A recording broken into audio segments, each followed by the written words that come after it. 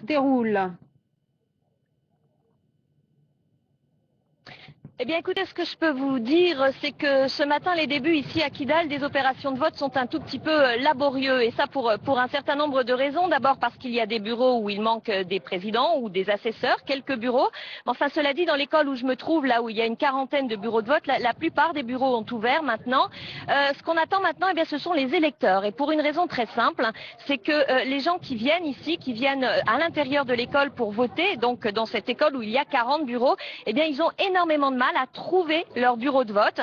Ce qui s'est passé, c'est qu'un certain nombre des listes comprenant donc les noms et les photos des électeurs, les photos c'est important parce que beaucoup de gens sont analphabètes ici, ces listes ont donc été affichées en dehors des salles de classe il y a 3 jours de manière à ce que les gens puissent trouver leur bureau de vote. Seulement, ils viennent ce matin seulement et entre-temps, il y a eu énormément de vent ici à Kidal, il y en a encore beaucoup ce matin d'ailleurs, ce qui fait qu'un certain nombre de ces listes qui étaient scotchées, eh bien, se sont tout simplement envolées. On en a récupéré des morceaux qu'on fait tenir par terre avec des pierres, mais du coup c'est évidemment extrêmement difficile pour les gens de localiser leur bureau de vote.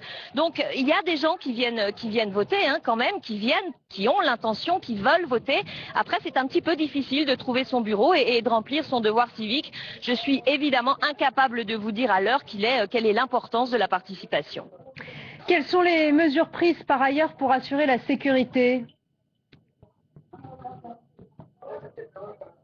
Alors des mesures de sécurité très importantes, évidemment, tout le monde ici a à l'esprit les risques sécuritaires qui peuvent se produire au moment de ce vote. Alors on a vu beaucoup ce matin des soldats français de l'opération Serval qui patrouillent en ville et puis devant les lieux de vote sont installés les casques bleus de la MINUSMA et chacune des personnes qui veut entrer à l'intérieur de ces sites électoraux doit subir une fouille au corps, ce qui est un petit peu compliqué aussi pour les populations locales ici qui ne sont pas du tout habituées à ce genre de choses. Fouille au corps avec interdiction de regroupement trop près du bureau de vote, donc les gens doivent patienter sous le soleil, dans le vent, pour réussir à rentrer à l'intérieur de leur bureau.